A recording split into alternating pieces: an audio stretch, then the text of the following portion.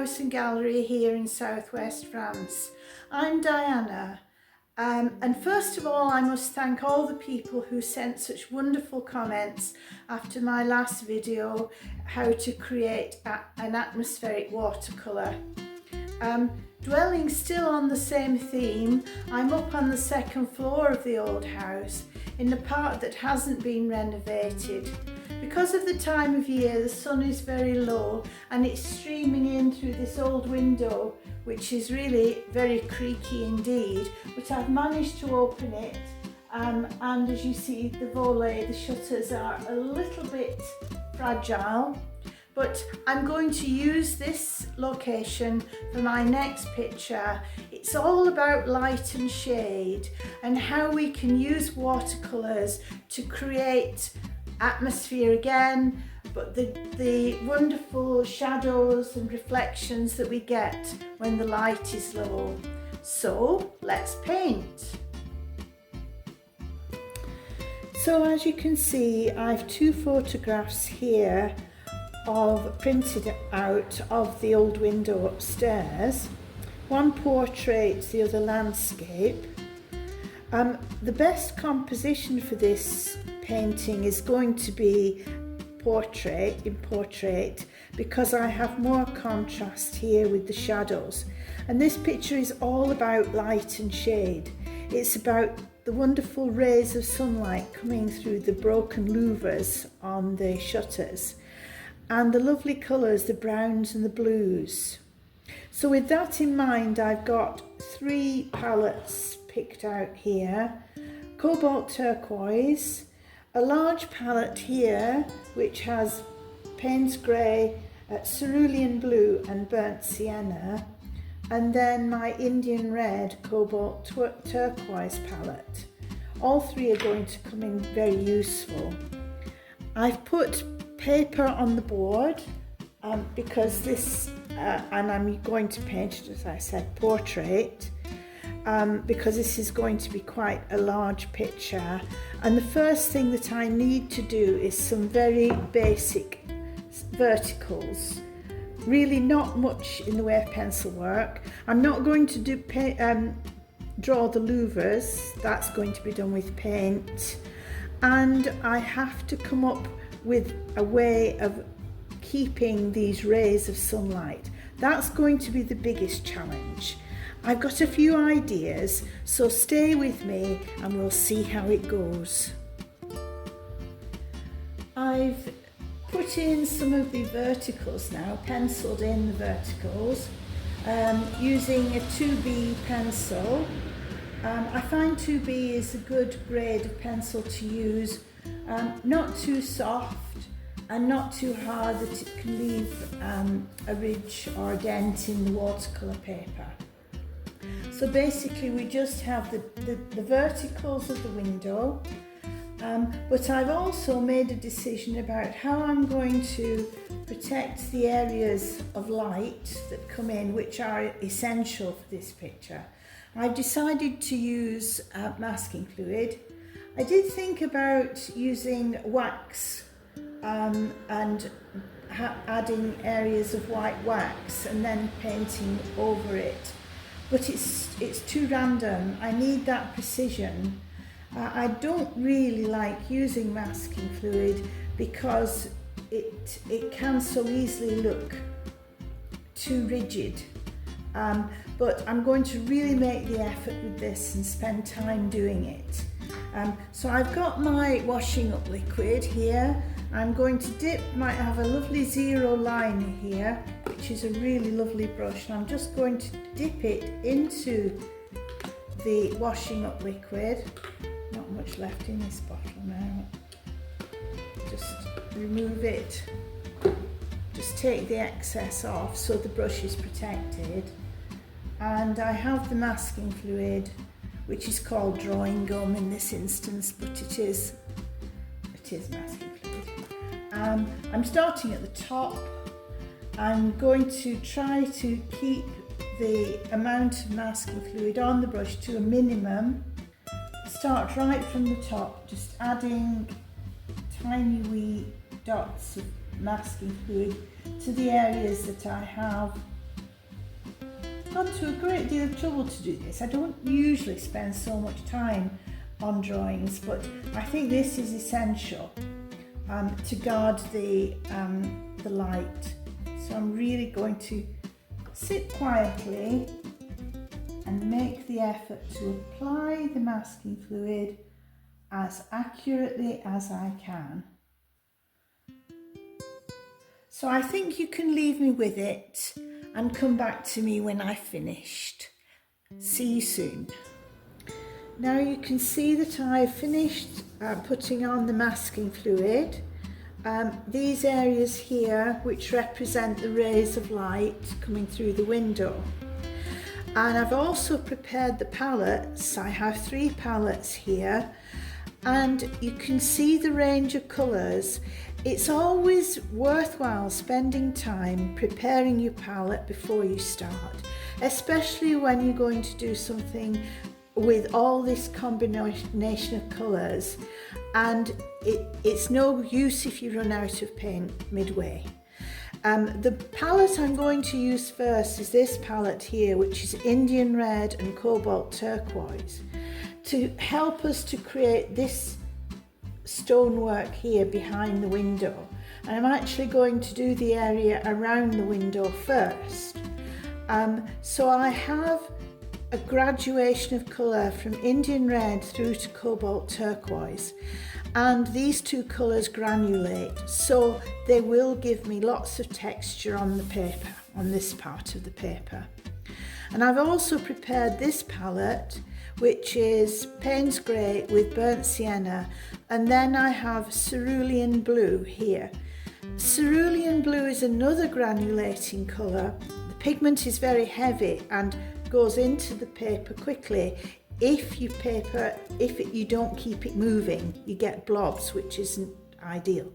But I'm going to use that cerulean blue because in this picture I see the lovely combination of blues and browns, and this is what I want to emphasize and capitalize on, so we get lots of texture.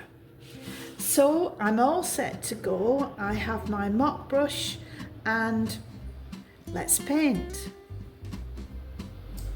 So I'm going to start working from the top here, the edge of the open window, so to speak. Come down, add darker colour here and then come along. So this area here is where I'm going to start, and I'm going to use my palette with Indian Red and Cobalt Turquoise. The 2 colours don't mix well together. You mix them, they split. They don't sit well together, but that will give a lovely effect on the paper. And the paper I'm using is Arche, 300 gram, 100% cotton, but a rough texture. So I will get lots of texture, and that's really what I want. So I'm going to start at the top here, applying the colour just with my mop brush. It looks very grey at the moment, which is fine. It's a good place to start. I have a straight edge coming down. I haven't wet the paper in advance because I want the colour to be intense. There's a little addition of cut in here, which is very small, which I'm just going to take across like this. I can go back with a smaller brush later. But I'm going to come down working quite speedily. Already the colour's starting to try to split, but that's okay. So long as we're working wet and it's not drying too quickly, we'll be fine. And down. Just a glorious combination, these 2 colours together. Line of the window right down to this point here. Over the area that I've masked, it is important that the whole of paper, the area I've applied the paint, stays wet. So if you see that you've applied it thinner in some area, go back and add more colour. We can always drop colour in like this, just to help things along. So we're coming right down. It's lighter here, so I have added a little bit of water to the mix now. A little drop of water, I should say. And down here. Now I'm going to add water just along this edge, because I don't want a harsh line. And afterwards I'll go to the bottom, along the bottom here. But in the meantime, I want to get this darker area where the wall turns a corner.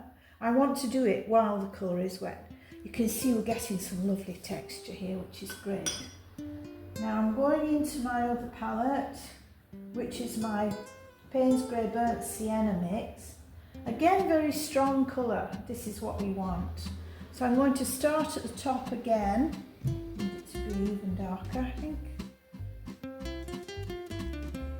Right into the corner. Down. I'm not going to touch it until the last minute, so I'm going to leave a little barrier between the two blocks of colour, because I want them to fuse, but I don't want one to overrun the other colour. So I need to give it time to just settle for a little while. It's not a dead straight line because it's a ruffled stone wall. Coming down. And spot colour in again, just to keep it nice and moist. Don't let it dry out. You don't want harsh edges, which is the reason why. Now, though this turns the corner here, it still is a little lighter at the bottom, but I'm still putting plenty of colour on.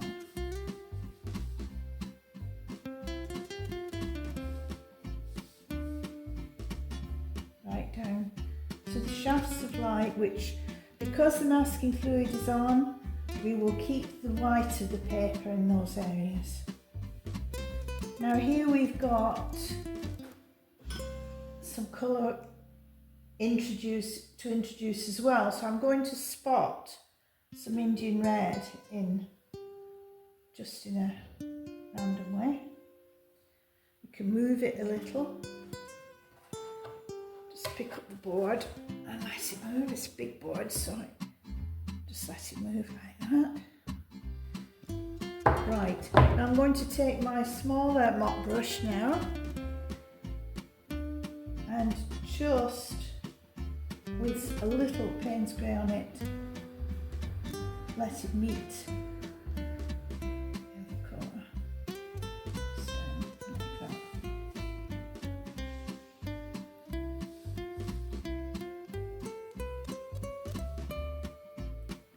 Because we've so many colours mixed, they're going to combine and make lots of lovely effects, which is what we want, just a joy really. Okay, now I need to work along here. Looking at the image, you can see it's quite dark. So I'm going to wet this area here with clean water first, because this area is slightly lighter, and as soon as the paint meets this lighter area, it will naturally be diluted. And also I have to come up this side as well.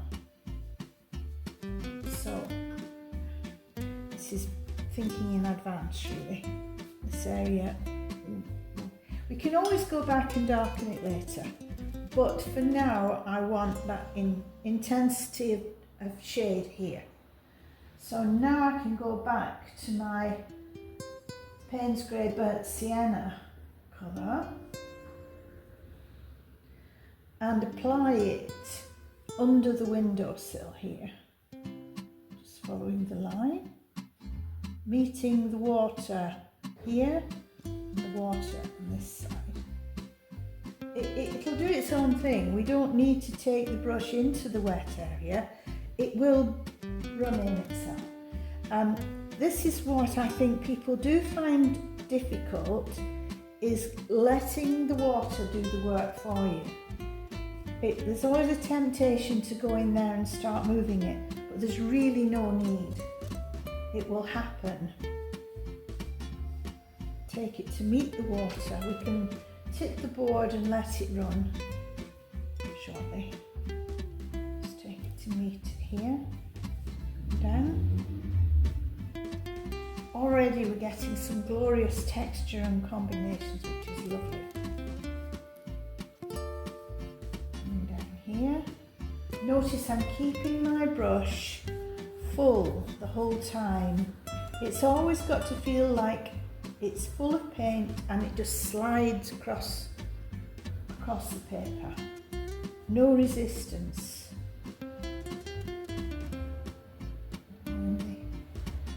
Use a lot of paint, and as I emphasised at the start, preparation is the key. Making sure you've got plenty of space to mix paint and plenty of it. Okay, take it right down to here, to the limit of the picture. Okay. Right, now I can move it again, wash my brush, fingers. Right, let's get it moving and let it move across a little. Move down as well, because there's lots of verticals. Letting it run down is a good thing. And then across. We need a little bit more colour here. So I'm going to go into the cerulean blue now, which is good to put on while the paint is wet. And just spot it in this area. Cerulean blue is an opaque colour. So, and as I said earlier, it does blob easily, so I want to get it moving quickly. Let it move across.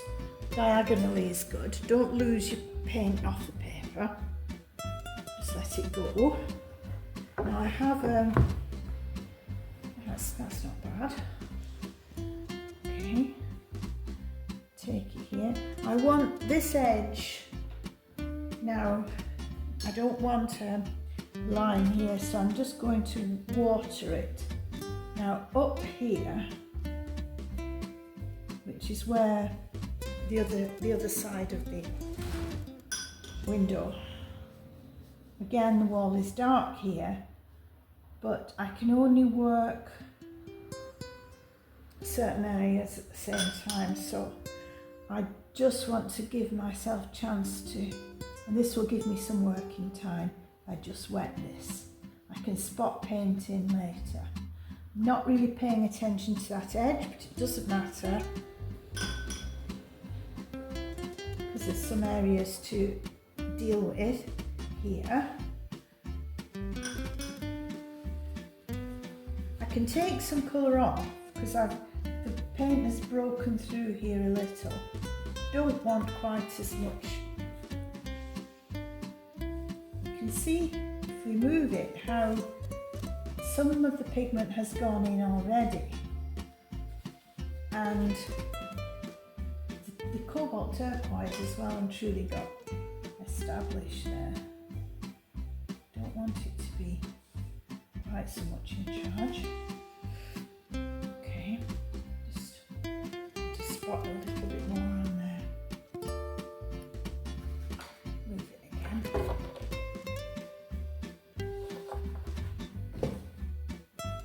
Let it run down all the way down.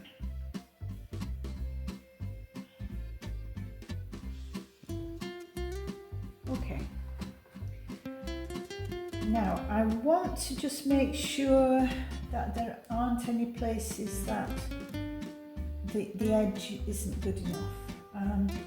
Just need to, I'm going to turn the board and pay attention here, just to get the edge a little bit better. in that area. Okay. And here we've got some little.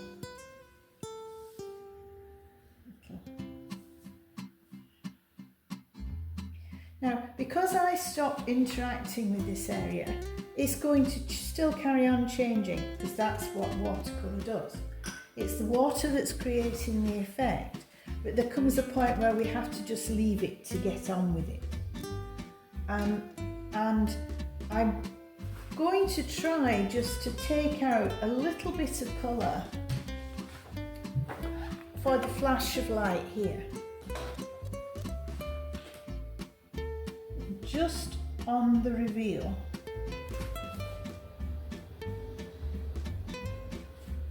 I'm not going to press on too hard, just take it to the edge.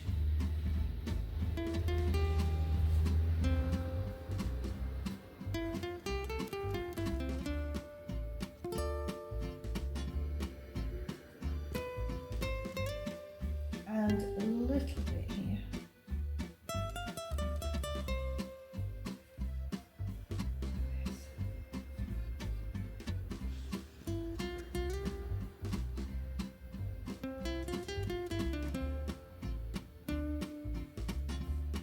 These colours are a joy to work with, they're just wonderful.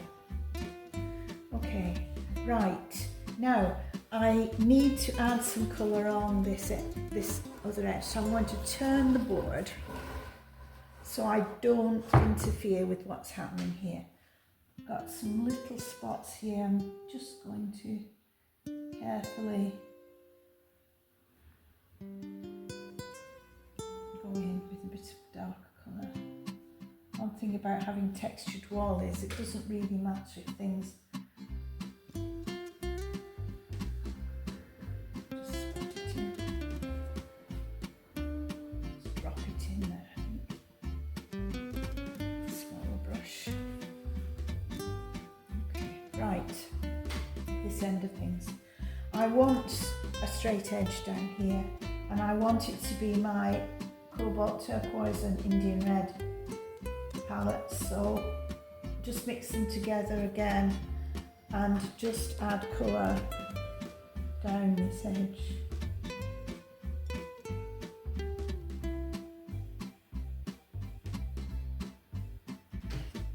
Got a little bit of water creeping into that bit, and I don't want it to creep in, so I'm just going to dry it before I start to put the colour on.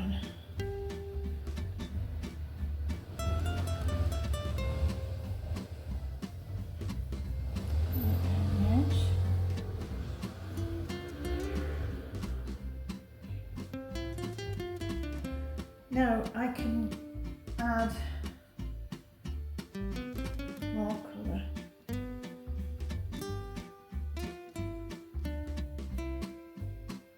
Probably be better changing back to my large brush, I think.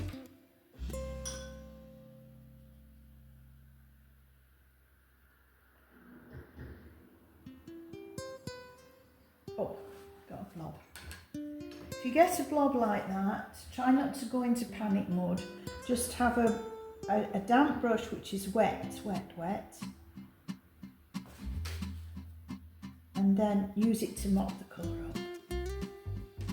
Provided you don't dab it with kitchen roll. If you do dab it with kitchen roll, it'll send the pigment in. If you let the brush lift it off, it's okay. Emergency over. Right, let's just run this down here. Keep an eye on this bit. Don't want to lose that colour off there.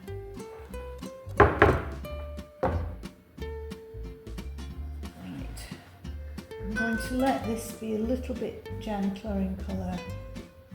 This is some lovely texture happening. Lovely colour happening.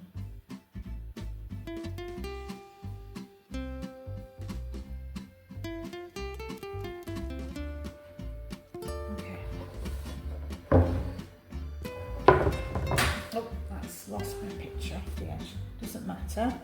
We are at the point now where I need to leave it to let it dry and see what we've got. The window is still to do. The surrounding area has a lot of colour sitting there. When it dries, it will be different. So I'll come back to you when it's dry. Now the painting is dry, and I have some of the effect that I wanted. Now I must focus my attention on the window and the more detailed areas of the painting. And so for these, the frame of the window, I'm going to use watercolour crayon to help me to get some straight lines and some definition. Using a watercolour crayon, brown, I've selected a dark brown, and I'm going to do the darkest areas of the window frame at first. Defining it first of all with the watercolour crayon will help me to get a straight edge and not a wibbly wobbly line. We use these watercolour crayons quite often in the gallery, and they do help people if you are struggling to keep the paintbrush straight along a straight edge. So as you see, I'm using the watercolour crayon each side of the line, using the ruler as well to help me, and this will give me a guide as to where to put the paint. Again, the usual mix of Payne's Grey and Burnt Sienna is what I'll be using, and a liner brush. Of course, I've speeded this part of the video up. It is important detail, but it can be tedious, so you're just seeing the edited highlights, so to speak, just so that we don't dwell on it for too long. But keep your colour strong as you work down and along, and all the areas of the window frame will be done in this way. And now, as if by magic, we've done them all, and I'm now looking at the windowsill where I'm putting on my first efforts at adding shading, again with the little liner brush and the mix of Burnt Sienna and Payne's Grey. Just putting the colour on and taking the water to meet the colour. Then the colour will move itself. Once the windowsill is totally wet, I can then spot in some more colour, just leaving it then to move as we've done before in other areas, but on a larger scale. But this detail is important in the middle. I need the delicate lines, I need the precision in this part of it, and I even need to straighten that line up under the windowsill so it looks okay. And this little liner brush works well for this. Adding a little bit more colour now to the shady end, and then take the water back to meet it. This is the important bit, really. Keep labouring the point, but it is important. I'm also going to do the top part of the window in the same way, but I'm going to do that without showing you because it will go on a little bit. And you can see I've done it now. The top part has been painted in the same way. And now I need to do the louvres on the volet, the shutter that we can see through the window. I haven't drawn these. I want them to be a bit wibbly wobbly, so no watercolour crayon and no lines, because they're old and wibbly wobbly, not straight and a bit warped. And I've got two colours now that I'm using. I'm using my dark brown, which is Payne's Grey Burnt Sienna, and I'm also introducing cerulean blue. Some of them, because of the light shining through them, are distorted by the sunshine, and the blue is there. This cerulean blue that we introduced into the background, I'm using to full effect here now, which is good. I'm putting the lines of the louvre on and then washing it with clean water, and I have to work all the way down. Now speedily we're going on to the reflection in the window of the louvres, And for this, I've turned the image and the painting upside down, as we did in the last video. This will help me just to focus on the area where I want to put the paint, and it will stop me looking at the whole picture. It concentrates the brain. Yes, there's been some discussion in your comments on this about using a different side of the brain, and certainly you do view the picture in a different way, and it is very good to analyse detail and paint distribution. So this is what I'm doing. It's important that the reflection of the shutters, the louvers on the shutter, are echoing the actual shutters that we see. So the lines have to be in the same place. All reflections are like this. If you're painting any reflection at all, it has to it has to relate to the object that is being reflected. Same for a tree in the water. But I'm working down now, doing the rest. I'm using a slightly bigger brush now because the key to this reflection in the window is that it's not too strong. It's not as strong as the actual shutter, which is the cause of the reflection. So I'm using a bigger brush because it will stay wet for longer. And again, I'm using the same colour combination of brown and cerulean blue. Coming back to the point I was making earlier, it has to echo what you see of the actual object. And sometimes students make the mistake of looking at the image and putting in the reflection they see in the image. But no, it has to be the reflection that you have created by painting the object.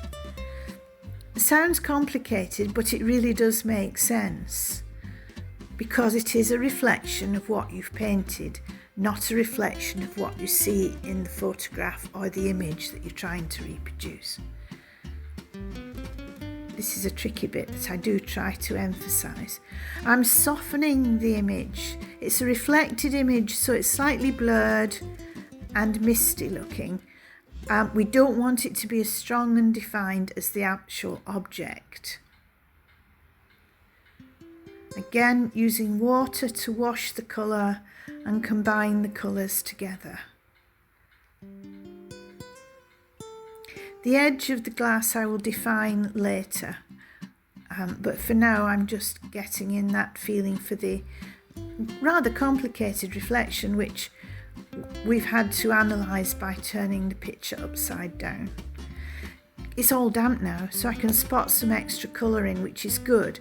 The reflections that I've lost the definition a bit too much, I can go back and reinstate, which is good use of working time while the paper is wet. Hope this isn't too quick for you. It's all trial and error, really. Now we're going to turn our attention to the other window, and this time I've turned the painting on its side, so I can now analyse the reflection here in the same way, using a slightly bigger brush to keep it nice and moist and more diluted, and the same colour, my Windsor Payne's Grey and Burnt Sienna, and also my Cerulean Blue, which I can spot in places. Again, the very random reflections of the louvers. Spot in some blue and let it move whilst the brown is still wet.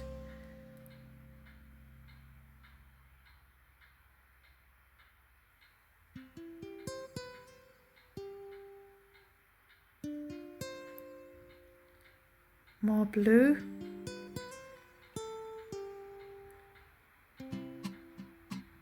Really got into the rhythm of it now.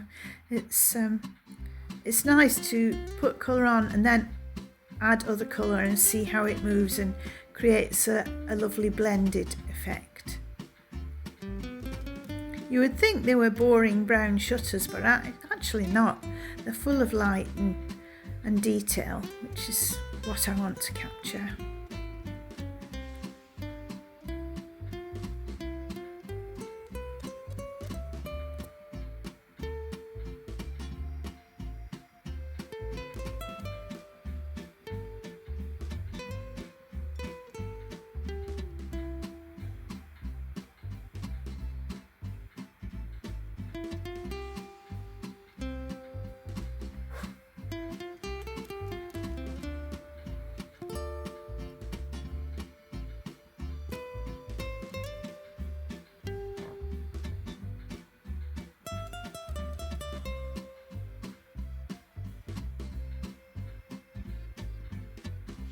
Again, I tried to make this part of the picture much more translucent and pale because it is just a reflection.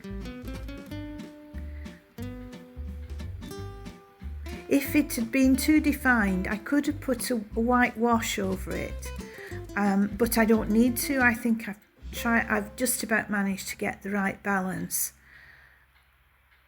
and I think in a very short while the detail will be done, and we will go back to the big picture.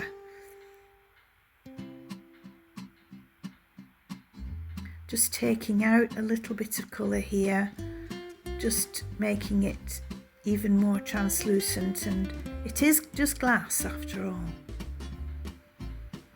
And I think we're about there.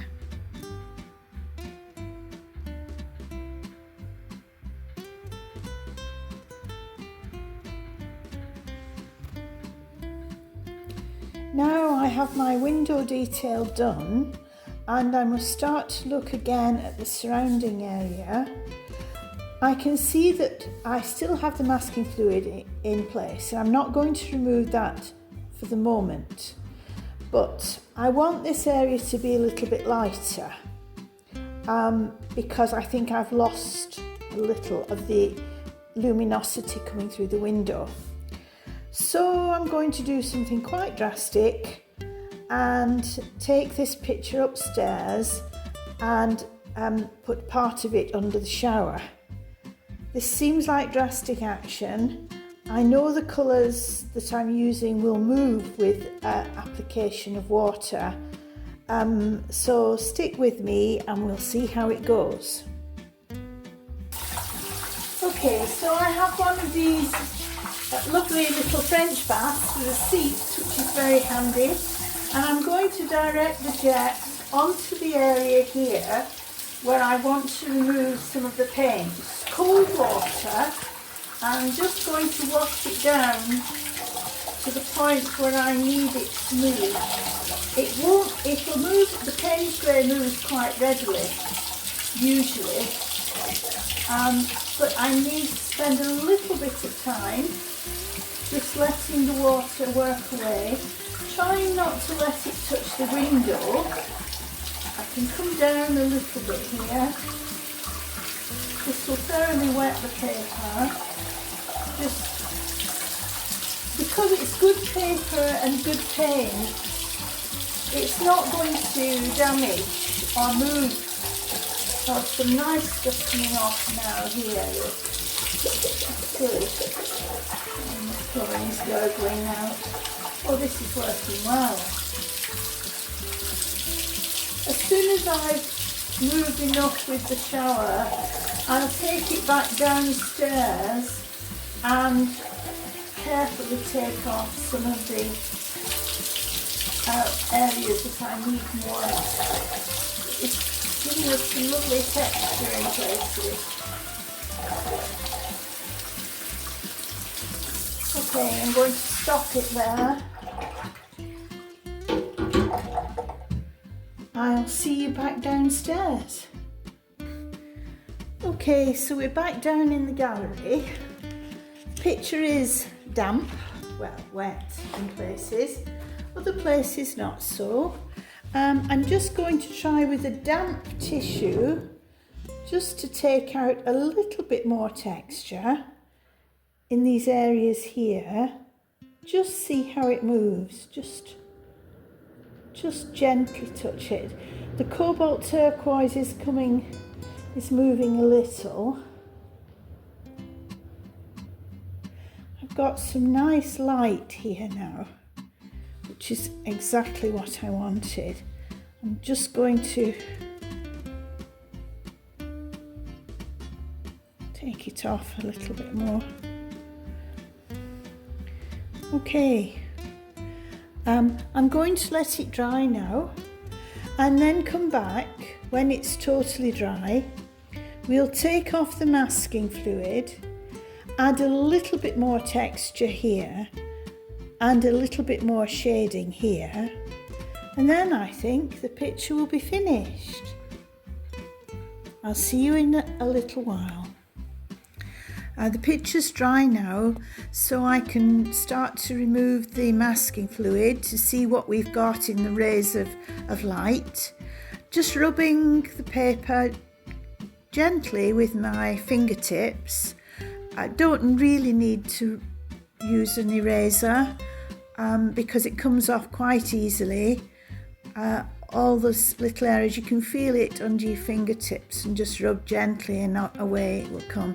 So now I can see the rays of light that I have, and I have to now think about emphasizing this contrast by adding the last color washes to really emphasize the flash of light coming in and the contrast of the light and shadow. So first of all, I'm wetting an area to paint up to so I don't get harsh lines whilst I'm working. And I've introduced ultramarine blue into my Payne's Grey palette. So I have a combination of ultramarine and Payne's Grey in the colour that I'm putting on, next to the damp area that I've just wet, and following the rays of light. So painting in a diagonal fashion, which will emphasize the direction of the sunlight. It's good to do this and to use a dry brush to kind of use the last little residue of paint on the brush to create that effect. Spotting the paint in as well, because I do want that intensity of shadow. And I've chosen to add the ultramarine to the mix because I want to go with that theme of the blue, and if it was just Payne's Grey it would be rather dull, and I think the blue on top of the cerulean, which we already put there early on in the process, will create a nice colour palette on the picture. Just spotting more in, and now I can move it a little. Moves quite freely because the paper is quite wet. I need to pay attention to this left hand side now because I don't want a drastic contrast there. So I'm going to wet up there with just clean water, slightly tinged with blue, take it right up to the top so I don't get any tide marks, any straight edges.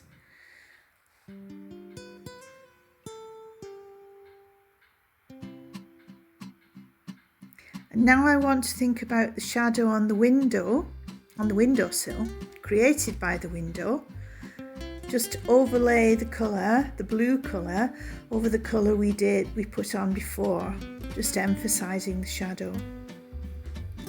And again concentrating on the rays of light. I need to spot more colour on this left hand side now and just move it. Don't want to be too proactive moving it, just let it blend itself, go further up if need be. Just a gradual blended limit of the shading. Now there's texture on this window reveal, and I've got my mop brush with the lovely point, which will help me to do the delicate cracks and fissures in the stone. So I'm using the mix of Indian red and cobalt turquoise. I'm coming down just as if a little spider is walking across the paper, nothing too defined. This brush is a lovely brush to use. Don't want to interfere too much with the rays of light, so I'm concentrating on the top of the picture first, and then just washing it down just delicately. Again, diagonal washing to capitalise on those rays of light, and a little bit of blending.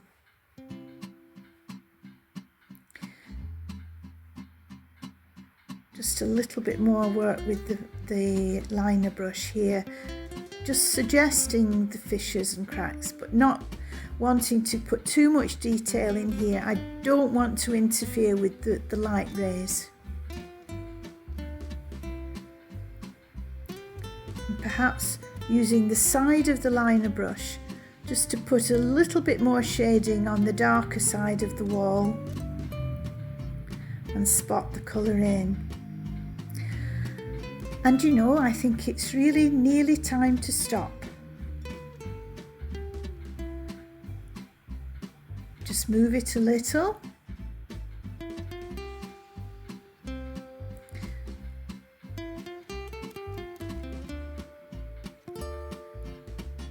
And there we are, I think we're done. Thank you for joining me in this video. I hope you enjoyed it. We covered quite a lot of different techniques along the way, watercolour crayons, upside down painting, and even a little shower thrown in. But it's all an adventure, it's all for pleasure. I hope you enjoyed it as much as I did. Please keep sending me your comments, and if you haven't done so already, like and subscribe. I really like to hear what you think. I'm still struggling to find the balance of length of video with detail involved. I just want to give you as much information as I can, as clearly as possible, and I really appreciate your input. And so until the next time, the next watercolour adventure, happy painting, bye!